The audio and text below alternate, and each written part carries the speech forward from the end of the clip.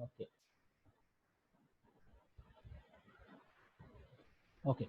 So the boundary representation in this technique, the object topology are saved, means how many vertices, how many edges, and how many faces. So those data are saved so that we can generate the three-dimensional object. So how generally it will work is, you will have a world coordinate system. Let us take a simple case, a Cartesian coordinate system, x, y, z axis will be there. So in this world coordinate system, we have infinite number of points in 3D. By defining the vertices, edges, and faces, we are considering our solid. By defining the boundary of the solid, we are defining our required solid. Means the outside points are neglected, and inside what are all the points are present, that we are considering as a matter. Means inside some material is filled in. Okay, that is the difference between surface and a solid. So now I am changing the slide. Surface model, we are defining only the surfaces. Means inside, what is contained inside is a vacuum. We are void. Okay. In case of boundary representation, the outside boundary we are defining it. Inside, what are all the points? They are all considered as a solid. Means some material inside is filled with. That is the difference between surface model and B boundary representation model. It's actually a three-dimensional model. So boundary representation data structure means it will take the edges, faces, vertices. So those points are saved and they are all connected together according to the requirement, so that the three-dimensional object created. So it's a simple case we have taken. Here it is a rectangular pyramid. It's a rectangular pyramid. We have got how many vertices? V1, V2, V3, V4, and an apex. There are totally 5 vertices. All the vertices data given, and edges, if you count, 4 base edges, 4 slant edges, 4, 1, 2, 3, 4, 4 slant edges. Totally 8 edges are there, and these edges are the meeting point of the faces. If you take this particular face and this particular face, this is the edge, slant edge. Okay, so likewise the base and this particular edge, we are making another edge. Okay, how many edges we are we can see totally 8 edges, and if you count the faces, base 1 and slant faces 1, 2, the back side 3, this one is 4.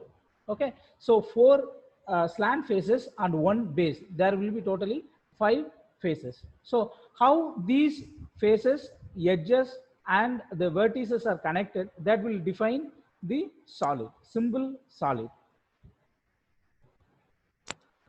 So the system at validate topology of created solid. So the validation, there are 2 expressions that we will see in the upcoming slides. BREP has to fulfill certain conditions to disallow self-intersecting and opening objects. So this point is very clear. When you are making a simple orthographic projection of a solid, you can see that any objects, visible lines will not cross each other. What is the meaning of it? I mean, the definite edges will not cross each other. That is the point. So all these conditions, again, the same point, boundary, faces, edges, vertices are stored in order to define the required 3D geometry. So these 2 conditions you have to remember. To validate, validation check whether the created object is valid or not, that can be checked with this expression. It is known as Euler's law. It is applicable to a simple polyhedra or the simple 3-dimensional object. We can check this expression. If this expression is satisfied, we can say that that is a valid 3-dimensional object. Okay, if you find out the V is standing for vertices, how many vertices here? 5. 1, 2, 3, 4, and 5. You can count how many number of vertices present in the object. Second is E. E is standing for edges. How many edges are present in the 3D object? In this case, 8 edges. How?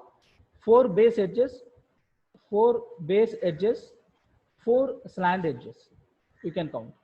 Okay, E is equal to 8. Next condition is F. How many faces that you can count? 4 slant faces, 1. This is 2.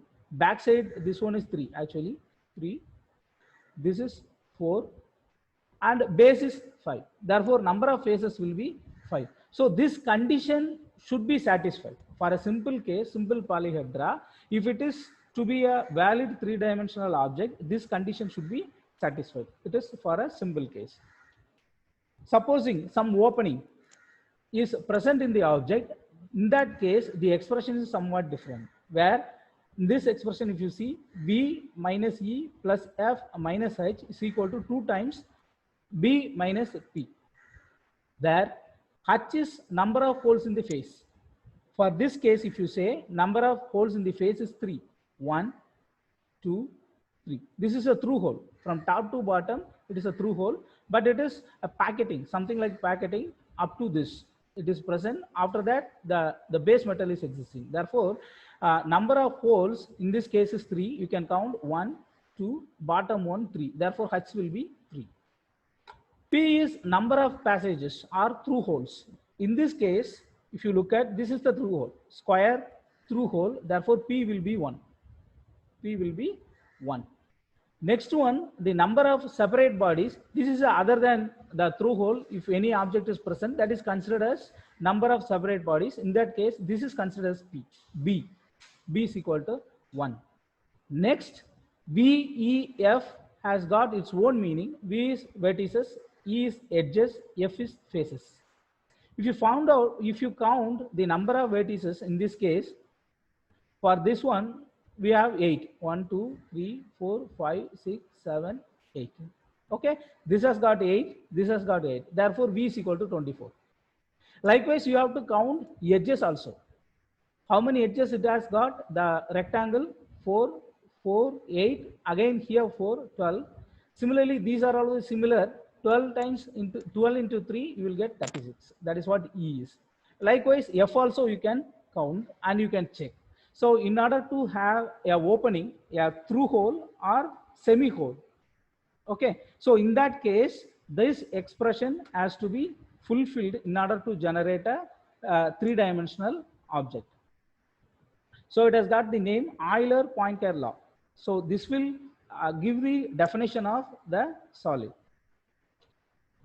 Okay. So in that case, valid B reps are unambiguous. When you compare to CSG, this is unambiguous, but not fully unique, but much more so than CSG. Means you can say that ambiguity is very less when compared to CSG, whereas the memory capacity required to store the data will be higher when compared to CSG, boundary representation. So the potential difference exists in division of surfaces into faces, curves into edges. Here, all the surfaces are converted into faces, curves are converted into edges. So here, boundary representation has got higher capability when compared to CSG. Means any complex shape can be created. Something like, yes, something like aircraft fuselage, swing shapes, or as I said, drafted features. The frustum of a pyramid, top is a circle, bottom is a square. That kind of complicated shape can be generated in boundary representation, whereas in CSG, it is not possible. So it has got less computational time to reconstruct the images when compared to CSG. This is the advantage of CSG. So boundary representation disadvantages, it requires more storage, more prone to validity failure than CSG. Here validation is a little bit difficult because for a simple case, for a simple primitive, number of faces, edges and the vertex points are more. If you are making any complex shape, the faces count will be very high, so that the validating the 3D object will be little more, tougher job. So model display limited to planar faces and linear edges. Okay, complex curves and surfaces only approximated. It is not exact. It's an approximated version of complex curves and surfaces are approximated in case of boundary representation. Okay, with this 3-dimensional objects is over, I am open for questions. Any doubts or questions you can clarify now.